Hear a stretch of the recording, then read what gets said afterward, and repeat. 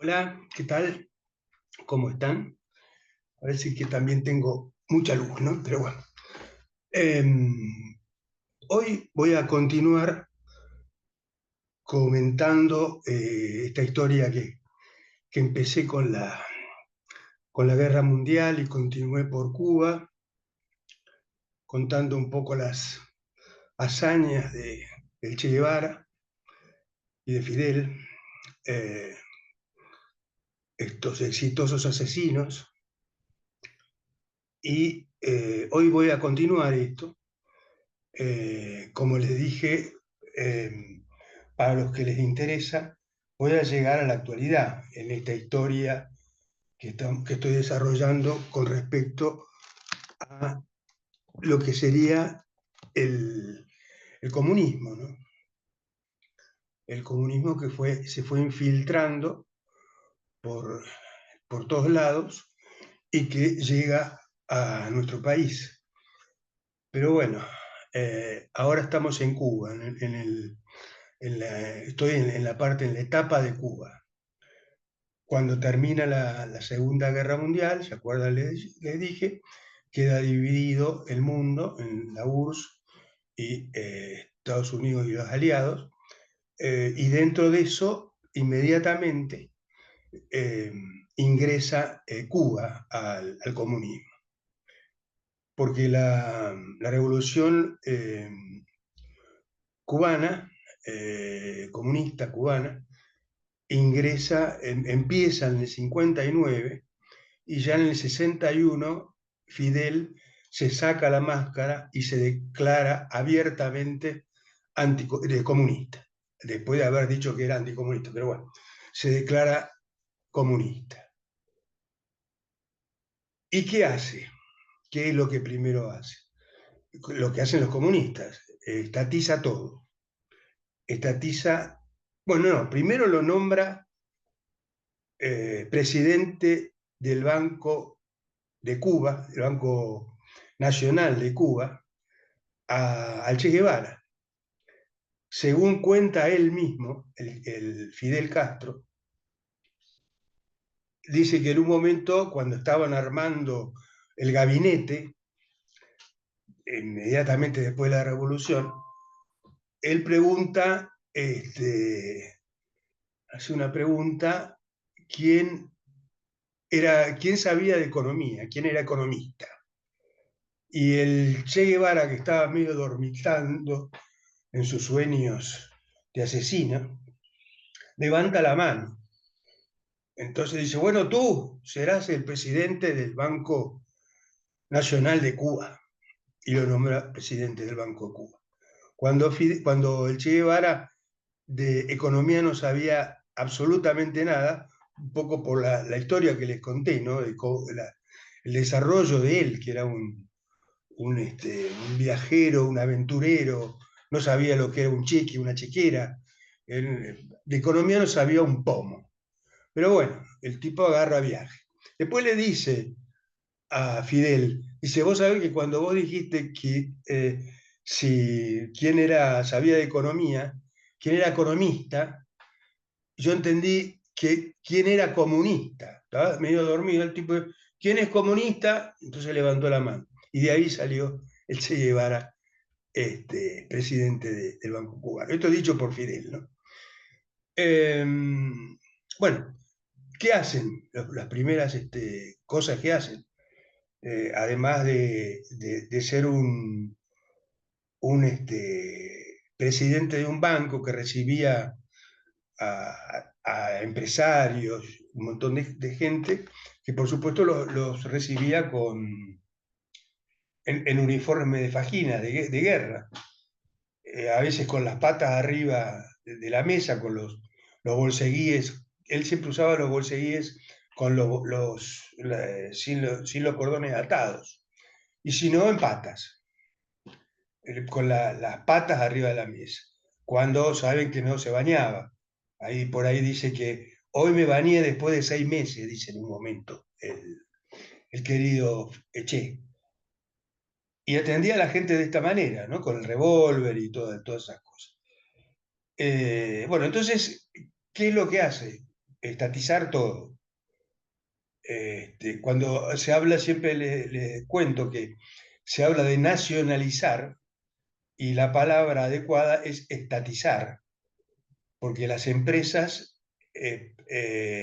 privadas en realidad son de la nación, son nacionales.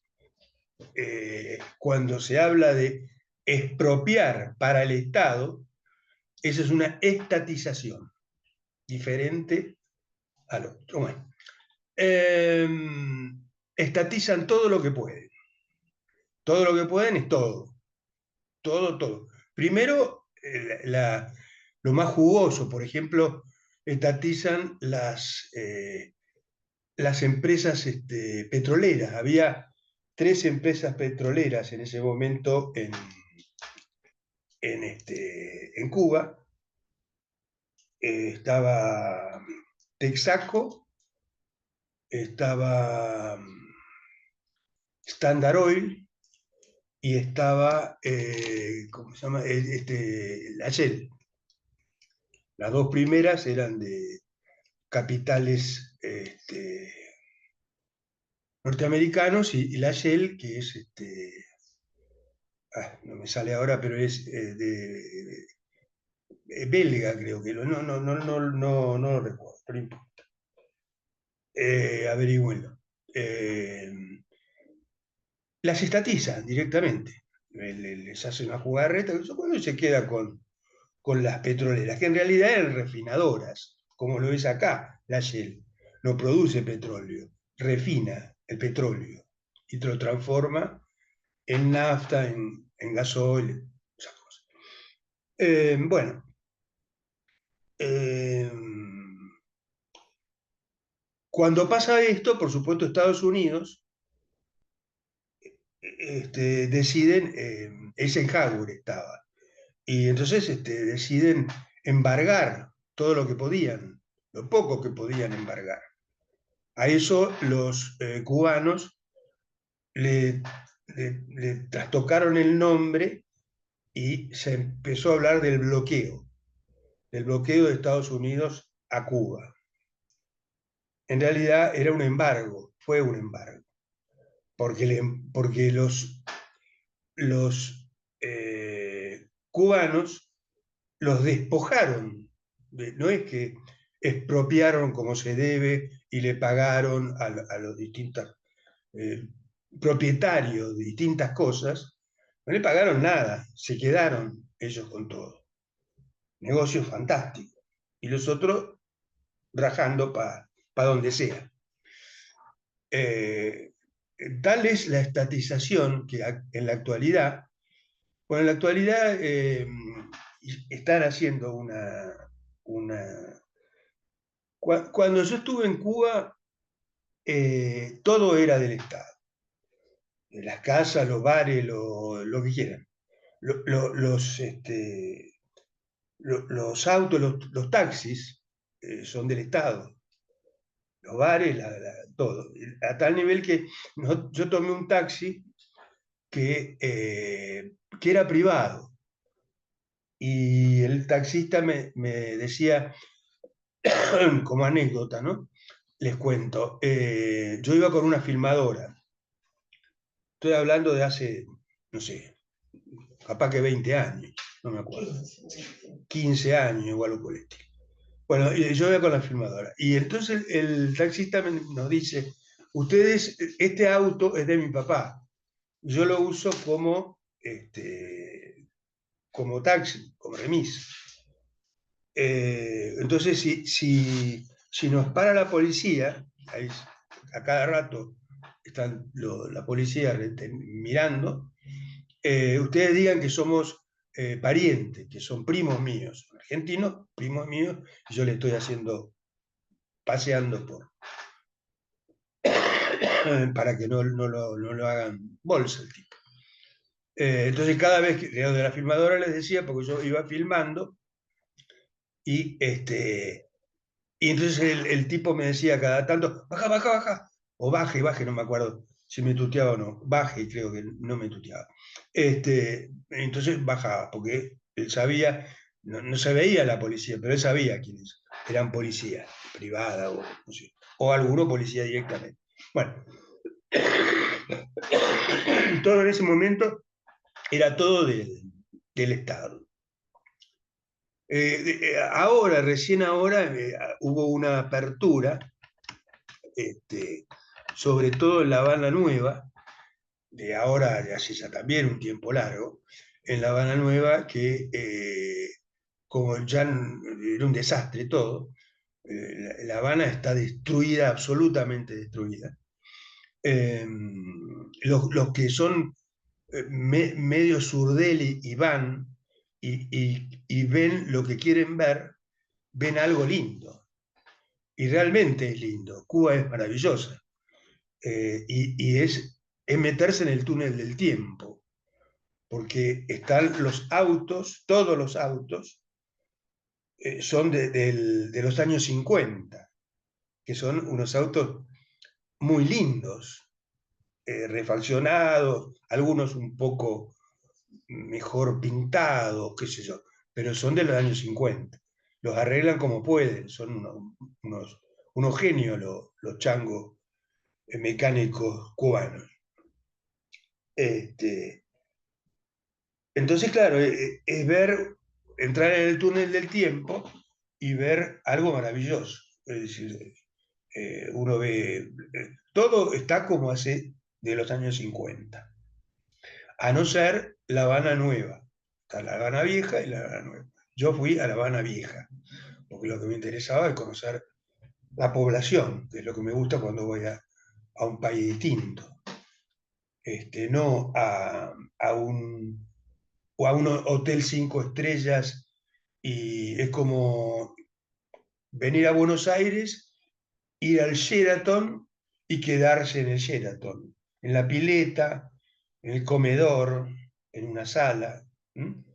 Y no conoces Buenos Aires. Algunos hacen eso, van a La Habana Nueva, que es fantástica, a donde a los cubanos no los dejan entrar, no pueden pasar, solamente los que laburan ahí van. Pero el cubano no puede, no nos dejan entrar. Bueno, les decía que estatizan todo y Eisenhower hace esto que les decía del embargo, pero con el tiempo,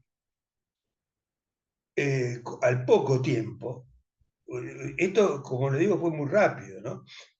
Piensen, 59 se hace la revolución cubana, ingresan los cubanos, los comunistas, a Cuba.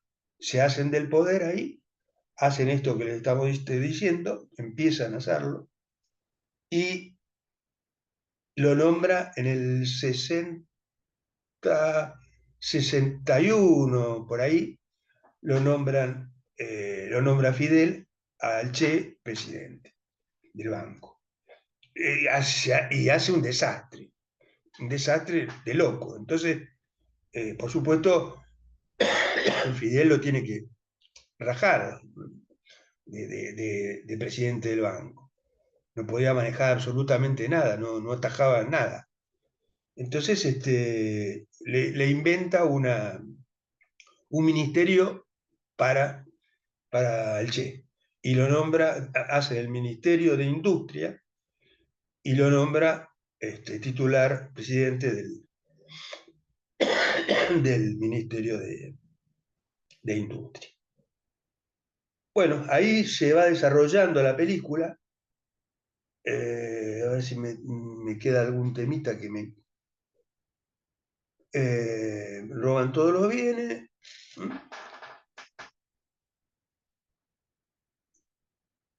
¿Y qué empiezan a hacer? Además de hacer cagadas. Empiezan a armar toda una infraestructura que yo no les voy a leer porque es muy largo y muy duro y muy difícil, y muy aburrido, todo esto que vendría ahora. Pero le voy a dar los títulos como para que ustedes imaginen. Una isla donde la Unión Soviética, la URSS, manda en América, cerquita ahí en el patio trasero de Estados Unidos, manda toda una infraestructura de espías, como tenían en todos los países satélites que tenía Rusia, una infraestructura monumental, fabulosa, de espía y espionaje y revolucionarios, todo ese tipo de cosas. Entonces arman esa infraestructura con una metodología espléndida, porque, porque ya sabían de todo esto. Mandan gente capaz para todo esto.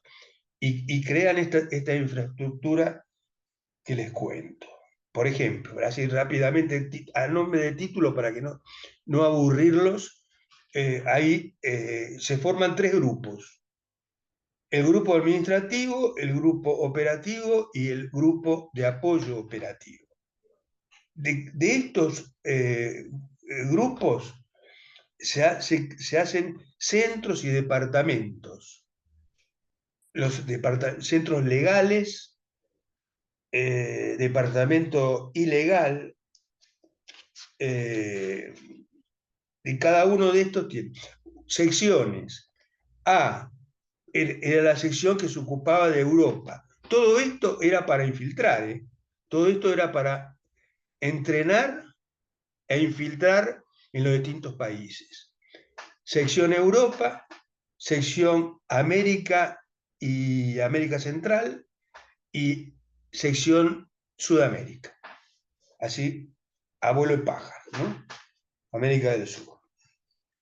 De todo esto se desprendían una cantidad de secciones y de centros que tampoco les digo rápidamente porque cada uno está especificado de qué es lo que hacía y cómo lo hacía. Un laboratorio fotográfico, laboratorio de químico, todo esto para el mal, todo esto para la infiltración en los distintos países.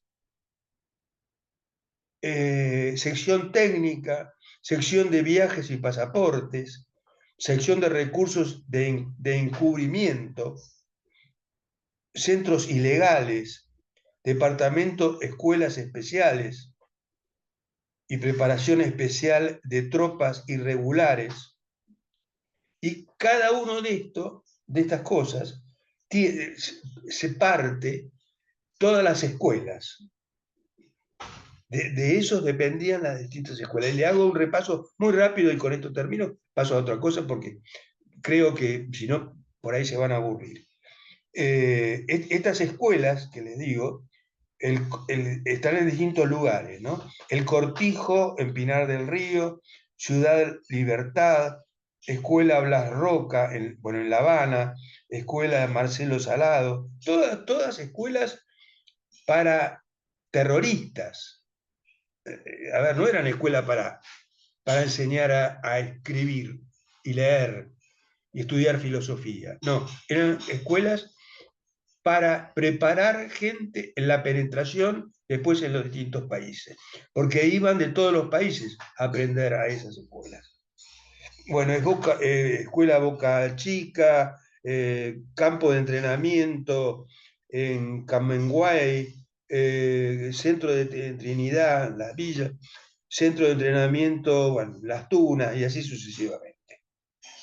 El centro de entrenamiento para africanos y para distintos países, zona de entrenamiento en infantería y artillería de montaña, escuela, bueno, y ahí les enseñaban,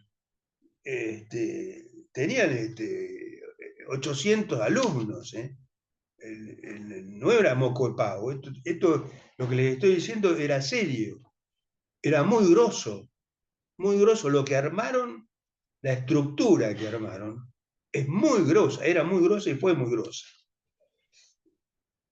este, acá, una para centro especial para impartir instrucciones para el secuestro de aviones y piratería aérea. Después había para falsificación de lo que quieran, desde documentos a plata o a lo que quieran, pasaportes, documentos, bueno, todo lo que quieran. Con esto iban y venían normalmente, no iban, es decir, directamente, porque si no eran cooptados, es decir, entonces no iban a Cuba directamente, a Argentina, no iban de Ezeiza a Cuba, iban de Ezeiza a, a Checoslovaquia, y de Checoslovaquia pasaban a Francia, y de Francia iban a Cuba. Y a la vuelta lo mismo, tenían distintos circuitos recorridos. A todo esto alimentado porque una de las medidas que cuando le embarga Eisenhower todo, le corta la compra de azúcar. Cuba era en ese momento la mayor exportador, el país más exportador de azúcar. No le compra más azúcar. Entonces, ¿quién le empieza a comprar? Rusia y los países satélites de la Unión Soviética. Y eso les va muy bien, porque ahí les mandan para que tengan, pero básicamente, ¿saben lo que les mandan? Balas, armamento y todo lo que sea la parafernalia del terrorismo, que luego va a parar, hacían de banco, porque esto se va desarrollando de tal forma, de a poquito, se va desarrollando donde los terroristas, los soldados, estos, donde un cafecito, empiezan a secuestrar gente en distintos lados. En la Argentina pasa dulce leche.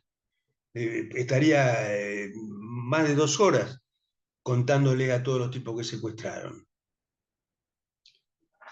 Eh, por supuesto, los secuestros, entre ellos, el más grande que hubo era a los Born en Argentina, a los hermanos Born, que los secuestran. El secuestro es fantástico, pero bueno, es otra película que a lo mejor alguna vuelta se la voy a comentar.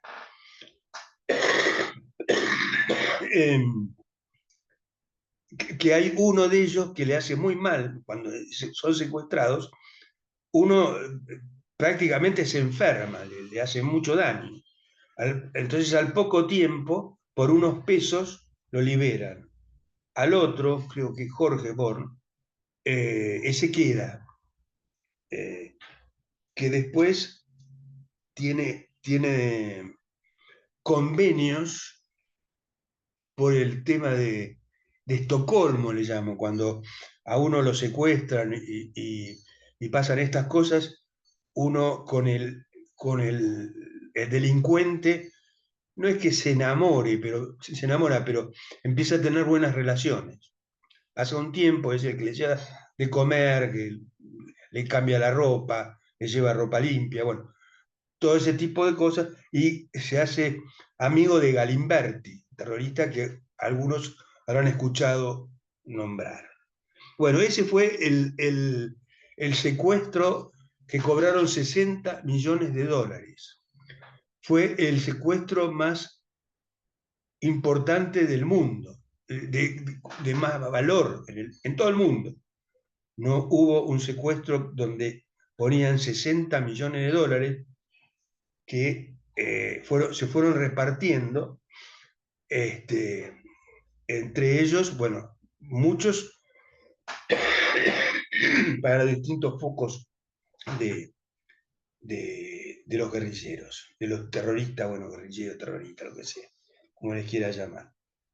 Eh, es tanto que es maravilloso, es difícil poder explicar todo esto sin irse por las ramas y contarle el secuestro, cómo fue el secuestro de los Borg, por ejemplo. Eh, pero voy a los datos más duros. Acá tengo cómo era la organización y estrategia para la toma del poder conforme a la segunda declaración de La Habana. Entonces, les muestro, a ver si puedo, ahí, les muestro ahí, como para que tengan una idea de cómo era la organización. Perdón, a ver, ¿qué? Estoy grabando, sí. No sé qué me dice. Bueno, cómo, cómo se armaba, ¿no? Individuos voluntarios seccionados por la organización clandestina local para esos guerrilleros profesionales procedentes del exterior. Y ellos formaban el foco guerrillero inicial. De ahí, fortalecimiento o habituación y reconocimiento de la zona de operaciones, adaptación del hombre al clima del terreno, máximo secreto y aislamiento de la guerra de la población civil local, constitución mínima de una zona de operaciones. Le simplifico, ¿no? Desarrollo, llegan al desarrollo, creación de guerrillas, bien, formación de la base guerrillera, creación de guerrillas regionales y de un nuevo frente guerrillero, coordinación de acciones con grupos políticos urbanos, porque en realidad desde el punto de vista guerrillero, que el que manejaba la cosa era el Che Guevara, él era partidario de la guerrilla rural, que no funcionó. ¿Se acuerdan que hubo, bueno, los más viejos se acordarán que la guerrilla más fuerte de acá era en Tucumán, fue en Tucumán. Pero bueno, eso no quiero venir para acá, estoy en Cuba. Eh, bueno, leo, aferramiento del enemigo con las guerrillas urbanas y regionales. Golpes contra objetivos seleccionados por la Fuerza Estratégica Móvil.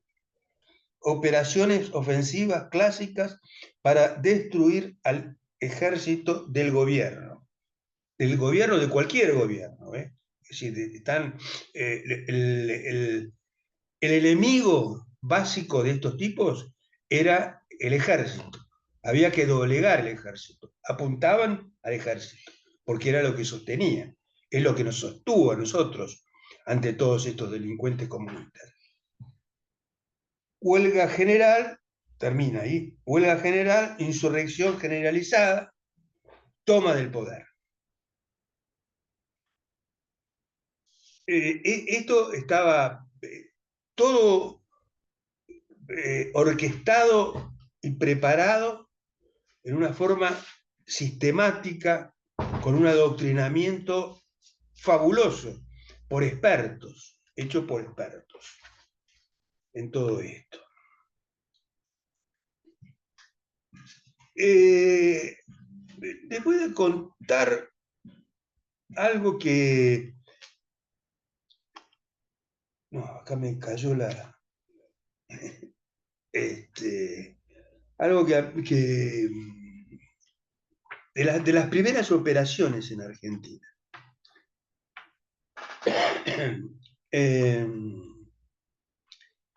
Las primeras operaciones en Argentina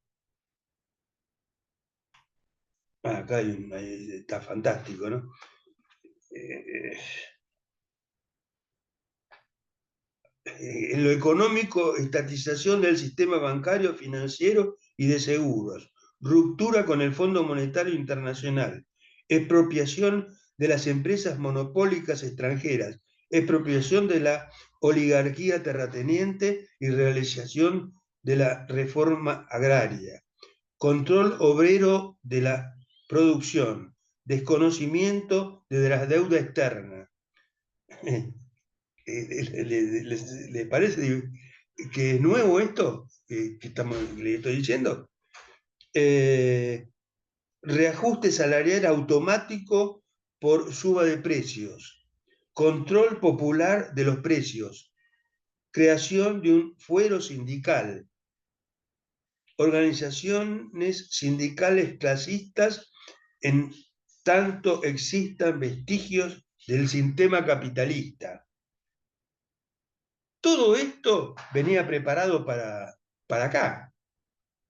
Todo esto venía preparado para la Argentina, para Argentina, para Sudamérica, para Uruguay con los Tupamaros y en Chile, en cada uno de los países, ¿no? Este, los primeros versiones en la Argentina del ingreso de estos tipos en realidad es en Orán, en Salta, con el comandante segundo, Jorge Massetti, eh, que era un discípulo del Che, por eso decía el segundo, porque el comandante primero era el Che, el comandante segundo para esta estrategia, el copamiento de Sudamérica. El Che lo que tenía pensado era ingresar por, eh, por, por Bolivia y ingresar a la Argentina por el norte. Pero el primer atisbo se llamaban los uturungos, que quiere decir hombre tigre, con Macetti. Bueno, esos ingresan por Orán, por Salta, y los hacen pelota, porque los primeros que los denuncian son los campesinos, la gente que veía a los barbas, esto que no eran de la zona. Entonces van y cuentan y dicen todo lo que está pasando. Entonces, eh, ahí la gendarmería, no, ni siquiera el ejército, con las policías locales y la gendarmería, los hacen pelota. A tal punto que de Macetti no se sabe, nunca más se supo. Según dicen que cayó en un barranco, que lo mataron y cayó en un barranco, y ahí quedó muerto y desapareció del, del mundo, ¿no? Nunca más se supo dónde estaba Macetti. Eh, ¿Qué más? Como les decía, lo importante para ellos, ahí había otra cosa que yo les quería comentar, pero no lo puedo encontrar porque soy muy desprolijo y como yo les conté, yo no soy profesor, nunca lo fui. Acá tienen la revolución, las etapas de la revolución cubana, como estaban diagramadas.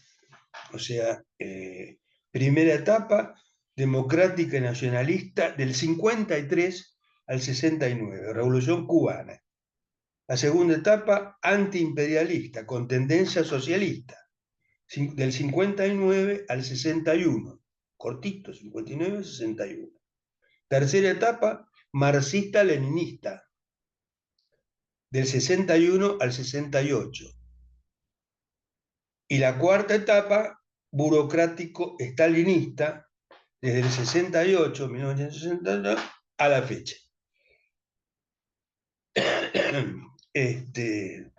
Bueno, no encuentro lo que quería contarles, que estaba muy piola, pero no sé dónde lo...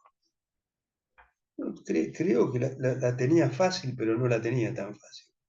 Por eso me dejé estar. Pensaba que la tenía más fácil la cosa. Me da bronca porque no lo encuentro. Acá. Bueno, nuevo curso de acción adoptado por la Tricontinental. Esto les muestro, esto lo estoy leyendo de Años de Terror y Pólvora, de este librito que es de Guillermo Rojas.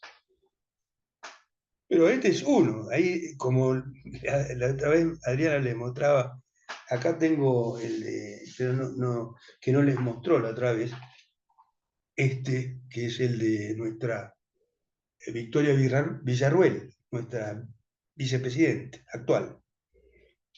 Donde cuenta, es fantástico, es un libraco maravilloso, con fotos y todas las armas. Ella, bueno, ella hizo un estudio con todos los datos fidedignos, totales, porque lo sacaron de todos los actos terroristas que se hicieron en la Argentina.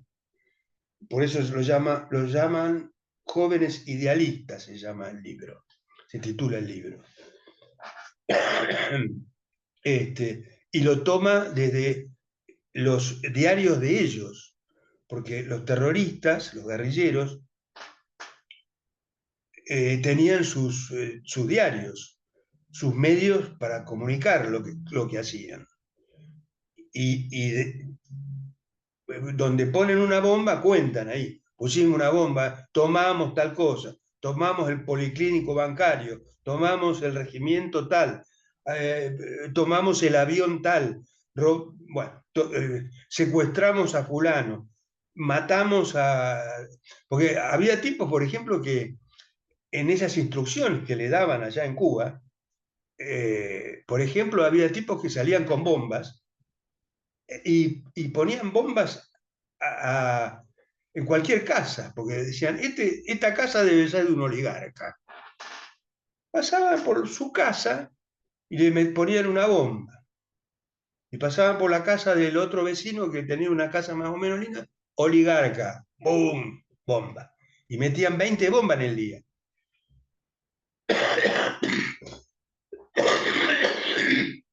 Durante 10 años, la Argentina fue bombardeada con una bomba por día, más de una bomba por día, de promedio. Todos los días había una bomba. Mataban a los policías. Es decir, yo me acuerdo cuando, cuando todas las comisarías de Buenos Aires, acá también llegó a verlo, tenían como en las películas de guerra que se ponen las bolsas de arena una arriba de la otra hasta formar un muro para después tirar por arriba. ¿Me explico? Bolsas de arena y hacían un muro. Y los policías que estaban en la puerta de la comisaría estaban atrás de ese muro, porque pasaban y ¡pum! Mataban, sino. Cuando veían, porque le daban chapa. Cuando vos, todos estos guerrilleros que van llegando a la Argentina, o se van haciendo acá, porque venían los instructores que habían estudiado allá en las distintas escuelas, especializados en distintas cosas. Después, cuando venían para acá, cada uno de esos se transformaba en maestro guerrillero. Entonces les enseñaban la utilización de armas y todo este tipo de cosas. Hacer bombas y eso cuánto.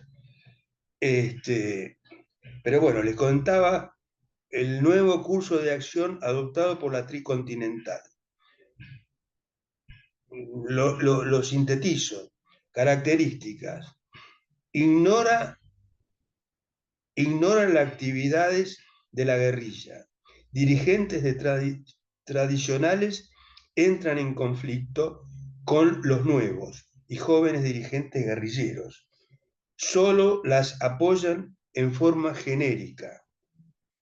Los elementos más radicales abandonan el partido y se suman a la guerrilla. Esto es porque estaba el Partido Comunista de los distintos países que no estaba de acuerdo con esta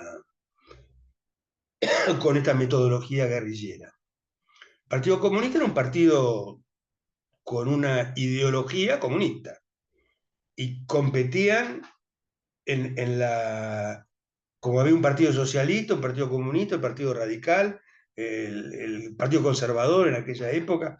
Bueno, cada uno de esos, el Partido Comunista era un partido político que hacían política. Entonces, el Partido Comunista no estaba de acuerdo con esto. Después les cuento un montón de cosas más. Pero los objetivos son interesantes. Desgastar progresivamente al gobierno. Objetivo, desgastar progresivamente al gobierno. Evolucionar hasta constituir un poderoso ejército regular. Fuerza estratégica móvil. Doctrina. Lo primero es la guerrilla. Guerrilla y partido son una misma cosa. Ya ahora hablan los guerrilleros. Ambos son clandestinos y dirigidos por un mismo mando unificado que opera desde las guerrillas. No hay comisarios políticos. Los jefes militares son a la vez los directores políticos. La guerrilla hace propaganda mediante el combate. La propaganda sigue al combate, no lo precede. La mejor propaganda es el combate victorioso. El poder solo se conquistará destruyendo la base que lo sostiene, el Ejército Nacional. Repito, el poder solo se conquistará destruyendo la base que lo sostiene, el Ejército Nacional.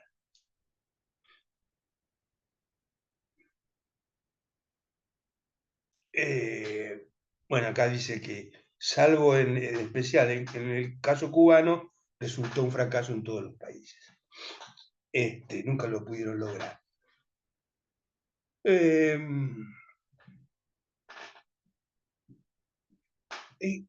Voy a avanzar, voy a volver a Cuba y a contarles el tema de los misiles, los famosos misiles por los cuales casi entramos en guerra, en la Tercera Guerra Mundial.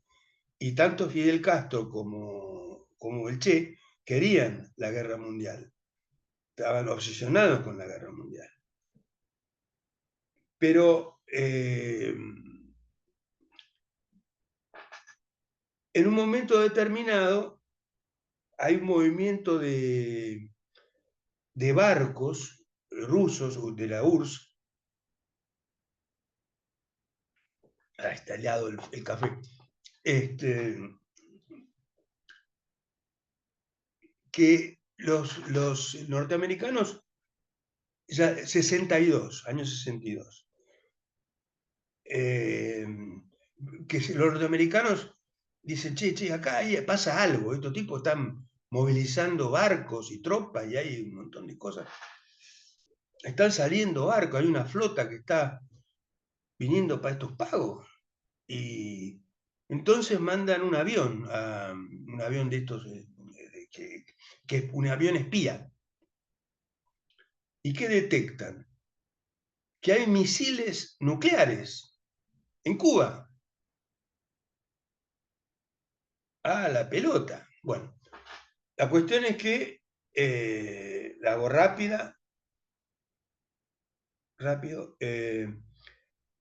Cuando se detecta esto, empiezan las partes diplomáticas a estudiar la cosa. Fidel estaba eufórico, estaba contentísimo, porque en ese momento, cuando ya esto sale a la luz, él era el eje del mundo, estaba entre las dos potencias del mundo, y él estaba en el medio dirigiendo. Acá tenemos nosotros los misiles para tirarle a los yanquis. Entonces, ahí estaba John Fisher al Kennedy. Eh, que era un demócrata, por lo tanto era un medio flan, digamos. Este, bueno, para mí, al margen. Eh, pero podría haber hecho mucho más, podría haber hecho desaparecer a los cubanos comunistas de la isla, pero no lo hizo. Faltó coraje. Entonces, por supuesto, empieza toda una deliberación, porque los norteamericanos tenían varias opciones. Se cuenta que hay una cantidad de reuniones donde decían que había varias opciones. Una no era no hacer nada y dejar que vengan y pongan los cohetes ahí, una locura, las bases. La otra era atacar directamente. La otra era, claro, atacar y hacer una guerra nuclear, porque todos ya tenían, piensen que ya, y además, en ese momento, Estados Unidos tenía, era 5 veces más poderoso que Rusia o que la Unión Soviética en armamento. Los podía destruir rápidamente. Era 5-1 la cosa, en armas y todo. Pero bueno, los tipos empiezan a decir, che, mirá, no vengan para acá, porque se arma la podrida. Los rusos, ahí estaba Nikita Khrushchev, y no, cuando ven que los norteamericanos ya empiezan a movilizar también tropas, y barcos, y tropas, y qué sé yo cuánto, hay un avión interesante, pero bueno, los rusos dan la vuelta, los barcos dan la vuelta y eh, vamos para las casas, decían, y se vuelven. Pero los yanquis, los norteamericanos, le dice Kennedy, le dice a Nikita, che, Nikita, ¿y los cohetes que tenés ahí en la isla, qué vas a hacer? Están ahí, eh, hay que sacarlos. Bueno, arruga Nikita en todo esto. Cuando Fidel los había, y el Che, pero más Fidel era el presidente, los había empujado a hacer todo esto. Estoy hablando del 62. Piensen, 59 entran en la isla, en el 59. En el 61 se declara comunista, y en el 62 tiene el despelote ese con los misiles. Ya habían metido varios misiles, en cohetes en la isla.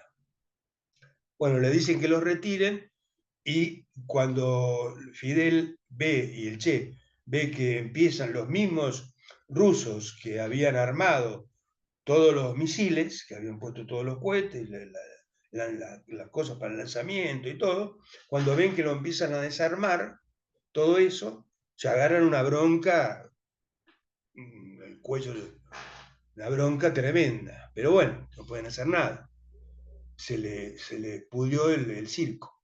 Cuando eran, en realidad, eran locos kamikazes, porque se dan cuenta que si hubiera pasado algo, lo primero que lo barrían a la isla, la desaparecida, directamente la hundían la isla, a Cuba.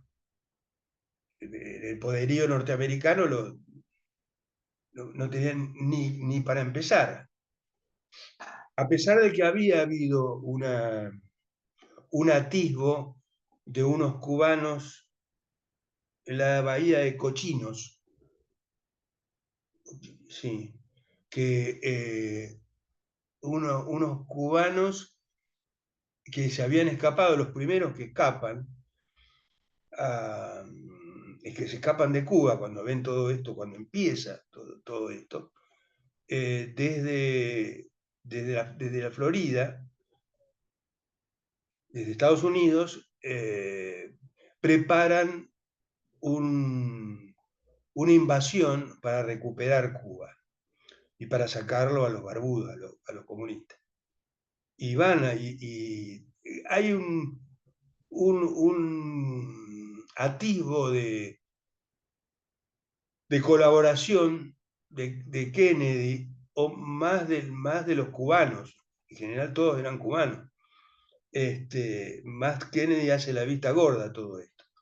Eran alrededor de 1500 cubanos que van ahí a la bahía de Cochinos y desembarcan en la bahía de Cochinos, donde los esperan porque lo sabían todos. Esto fue divulgado olímpicamente, todo el mundo lo sabía. Salían los diarios, empezó a salir en un diario, en otro diario, no sé cuánto, y después apareció en New York City, en el, en el Washington Post, en los diarios norteamericanos, en primera página estaba, que estaban preparando esto y que tal día iban a desembarcar ahí, en la bahía. O sea, era una locura. Los cubanos estaban, papita pa'l loro, decían, estaban esperándolo, y cuando llegaron los amasijaron. Y los norteamericanos los abandonaron, total y absolutamente. O sea que fue una carnicería.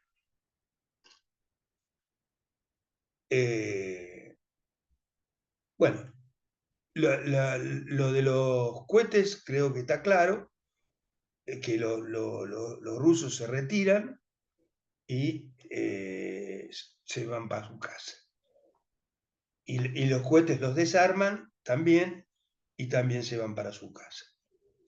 Yo no sé cómo ando de tiempo, pero porque es fantástico cuando estoy solo, puedo hablar todo lo que quiero, ¿no? No tengo límites. Eh,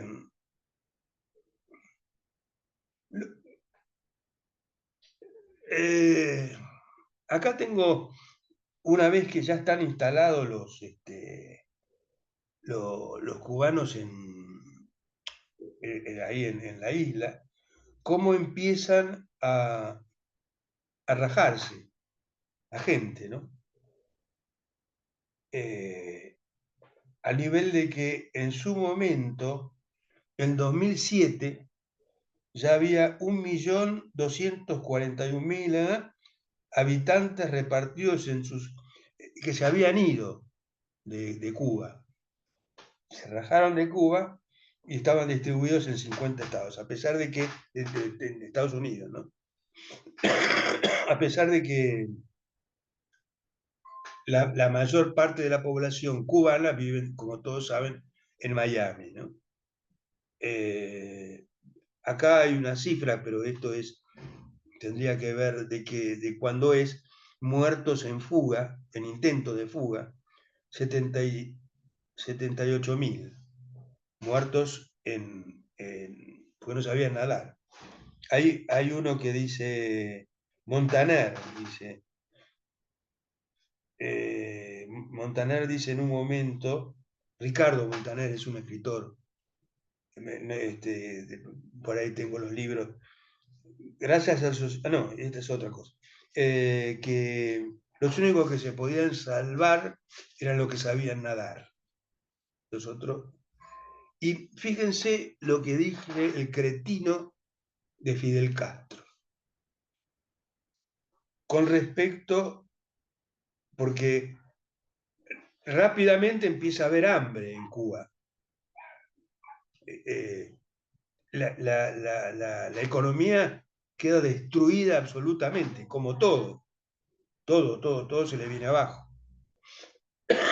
Hay unas películas que están pasando por ahí en Facebook, donde ven la Habana vieja, la Habana antes de los 50, esplendorosa, porque era esplendorosa, y la actualidad, donde está todo destruido, todo absolutamente destruido.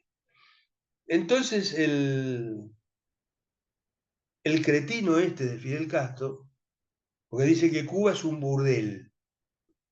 Entonces Fidel dice, gracias al socialismo, las chicas cubanas deben ser las prostitutas más limpias y mejor educadas del mundo. ¿Y saben por qué? Es probable que sí, que sea cierto. Porque prácticamente, como había hambre, había prostitutas médicas, prostitutas enfermeras, prostitutas contadoras. Las mujeres se prostituían para darle de comer a sus hijos. Y el cretino este sale diciendo esto. ¿Se dan cuenta lo basura que puede ser un personaje diciendo que su gente, sus mujeres, se tienen que prostituir y que entonces son las más, ufanándose, que son las más cultas y limpias del mundo? Ah, lo parió. Algunos lo tienen como el dictador más que duró más en la historia del mundo, sacando los reyes y todas esas cosas que no tienen nada que ver. Los califas y del mundo occidental, no hay ninguna dictadura que haya durado lo que duró la dictadura cubana. Bueno, yo me fui por las ramas, ¿no? Pero lo que le quería decir es que la otra vez les decía que para los zurdos comunistas, pero más porque hay una, como comunistas ya no le dicen más y no se dicen más, ahora tienen otros nombres, se esconden detrás de distintos nombres, como les dije, progresistas, socialistas, bueno, humanistas, un montón de istas distintos a comunistas. Se esconden detrás de esos nombres. Son izquierdistas. Entonces, como los izquierdistas es una forma de pensamiento que la otra vez yo les decía que les iba a dar los tips para detectarlos. Pues yo tengo esta nariz grande que olfatea así y olfateo los comunistas, los izquierdistas. Los detecto en el aire. Y entonces les decía que uno de los tips es ser resentido. Son resentidos. El otro es ser anti-yanqui, anti-norteamericano. Ah, no, a mí con los norteamericanos no me vengas con nada, porque los norteamericanos son malos. ¿Mm? Después metieron una cucharita ahí, un poquitín con el ejército, que es malo también. A nosotros nos pasó eso, porque como ellos van contra el ejército, toda la planificación, porque los ejércitos son nacionalistas y no quieren ninguna penetración, ni del imperialismo yanqui, ni del imperialismo comunista. Son nacionalistas. Entonces, de esto no quieren saber nada. Por eso se mandan al frente. y salen a la lucha, a batallar contra estos tipos. Y fue gracias al ejército argentino que estos tipos, que estos atorrantes, no se nos metieron a pesar del terror y la pólvora que esparcieron durante años en nuestro país. Muchos, como yo, lo vivimos. No me lo contaron, lo vivimos. Y como siempre me he metido en todo esto, porque me interesó fuertemente, les voy a contar, les voy a seguir contando cómo es la película. Y voy a seguir contando resentidos, anti-yanquis, un poquitín en contra de los ejércitos, no solamente el ejército argentino, porque esto que les conté, de la estructura que armaron en Cuba, era contra todos los ejércitos. Todos los ejércitos, en este caso de Sudamérica. Era el ejército es el enemigo a derrotar primero, para lograr el poder. Para lograr el poder y poner la bandera roja con la hoz y el martillo. Y cambiarla por la celeste y blanca en el caso nuestro. Que lo tuvimos, yo les conté en una oportunidad, lo tuvimos en Tucumán. Varios, y gente me lo han contado, que la llegaron a ver, la bandera roja en el territorio tucumano, donde se habían afincado, como le decía, primero fue los oturuncos en, en Orán, en Salta, y después pasan inmediatamente a Tucumán, donde ahí se hace fuerte la guerrilla rural, pero también el ejército va y lo destruye. Cuando llegan estaba en el campamento, había 2 o 3 campamentos, la bandera roja con la hoz y el martillo. No flameaba la bandera, la de Belgrano. Y la idea es destruir todo ese tipo de cosas, hacer desaparecer todo eso dentro de lo posible, para vendernos otras cosas. Bueno, yo creo que ya me estoy pasando de tiempo, así pero voy a contarles, en la próxima probablemente les cuente un poco más qué es lo que a mí, esto es mucho más duro lo que les conté recién, más duro de que ustedes se puedan interesar y lo puedan comprar. Después están todos los hechos vandálicos que hicieron estos cretinos en nuestro país, todos los desastres que hicieron. Que eso está muy bien contado en la historia, como les contaba, lo llaman Jóvenes Idealistas, este trabajo magnífico que hizo nuestra vicepresidenta, que se abocó a esto durante años y donde cuenta con lujo de detalles, pero cosas que están probadas y además contados por los propios comunistas, por ellos mismos, y donde hay material de todo tipo, el material fotográfico es un libro ilustrado. Bueno, acá no se llega a ver un auto con una bomba hecho pelota, coches bomba, ataques a unidades militares, Les puedo abrir en cualquier lado. Y la praxis revolucionaria, cuando volaban edificios completos, edificios destruidos con bombas y platillos, con autobomba y qué sé yo.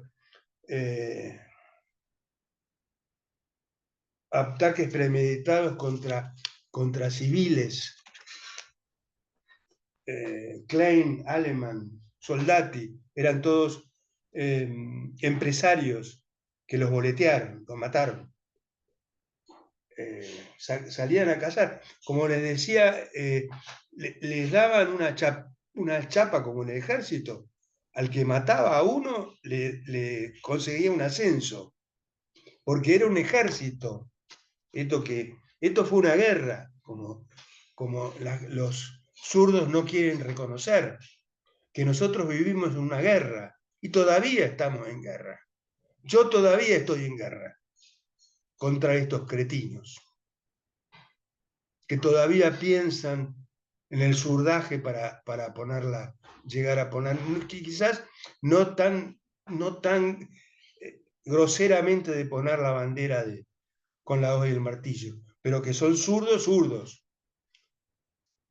que quieren estatizar todo, como si estatizando todo fuéramos mejor. De golpe, todos los políticos que todos ustedes critican permanentemente, los ponemos se estatizan todas las empresas y ponemos a los políticos, porque ¿qué vamos a poner? ¿Qué van a poner? Dice, los políticos que se vayan todos, que son todos chorros, que sé cuánto. ¿Son todos chorros? Bueno, los estatistas, a esos chorros son los que van a poner. Si no, ¿qué van a poner? ¿De dónde van a sacar a la gente para poner en las distintas empresas? Para llevar el país adelante. ¿Los van a traer de Cuba?